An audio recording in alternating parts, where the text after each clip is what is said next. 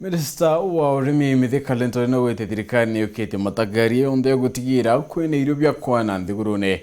Kuringana na lentore thirikari nitikiritie uguri bwa tani milioni 1.5 cia MPEMPE na milioni 1.5 cia muchere indi nithirite nindi ikiongela MPEMPE ite kwana kinya Nthigurune chiome na Kenya babati nindi kwithira bakimanganakia kire kure muchere ntuko chionde CS na likithite thirikari no kunenkana MBOLEO kire arimi kenda kwagirithia urimi kaitene ka kamanda Anthony Kadenya na kulikiria.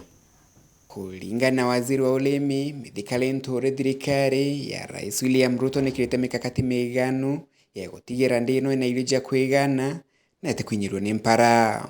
Kulingana na waziri lentore mubango wa mbele ura thirikari ikirite ni kuruta watho boguri bwa MPEMPE na mucere kumande janja, thirikari ikiguraga tani milioni 1.5 ja MPEMPE na tani milioni 1.5 ja mucere. That we have put mechanisms in place to ensure there is food available in the country.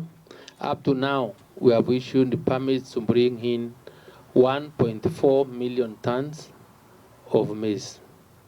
We have further issued permits to bring in 1.1 million tons of rice. Waziri lentore ukagitagaka aliugarera katinia kwagiza uguri bwa tani 500 ja MPEMPE muthemba wa yellow maize amwe na tani 250 ja mboco muthemba wa soya. What I have not even told you is I have further, right? I'm further ordering another 500,000 tons of yellow maize. I will further order another 250,000 tons of soya and bean meal, that is 7,500 tons of soya, because my livestock, my animals, must also be fed, and it is through these of the animals that you access good milk, quality milk, and of the beef. So those are some of the interventions that we've just made in the short term to address the deficits that we can be able to foresee in the very near future. Waziri lentore aliuga kirentu kwe kumijijete ndino ikethirwe na MPEMPE amuna musero wa kwigana aitha na uriti arimi barabe na MPEMPE gutigira bakujira thokoni mbele ya uribwaje thokoni no kwangaratana. Be comfortable that in another 10 days we will have landed this country with enough rice, and more will be coming. And of course, I have also confirmations from other importers on the available quantities of maize from different parts of the world.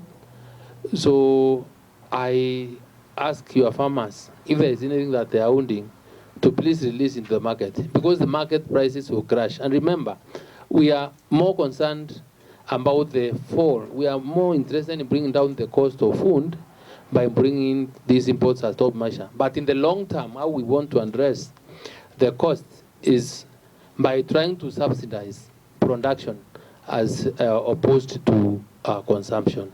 Amwene ogu waziri lentore na uriti Kenya kwambira kugwatira uribwa mucere nonto ntukujijite komba kwithira kwina wagi bwa MPEMPE gitumi nibonete ndi imwe nijambirite kulega kwendia MPEMPE kulingana na alibuletali.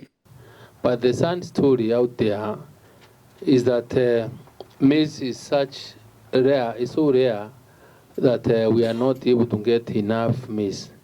So during your weekend outings and interaction with your constituents, let them also please try to tell them to start appreciating that rice can be a substitute for starch, potatoes, and others before we start now harvesting. Itagaria lingirira thirikari ikirite kulingana na waziri lentore ni kwambira kunenkanira fertilizer kire aremi kienda gutigira aremi niba kwambire kwandere gatene kagita karia mbura yambirite kura. And we are very busy trying to distribute fertilizer all over in the country, and we are happy that, and we thank God that rain has started coming.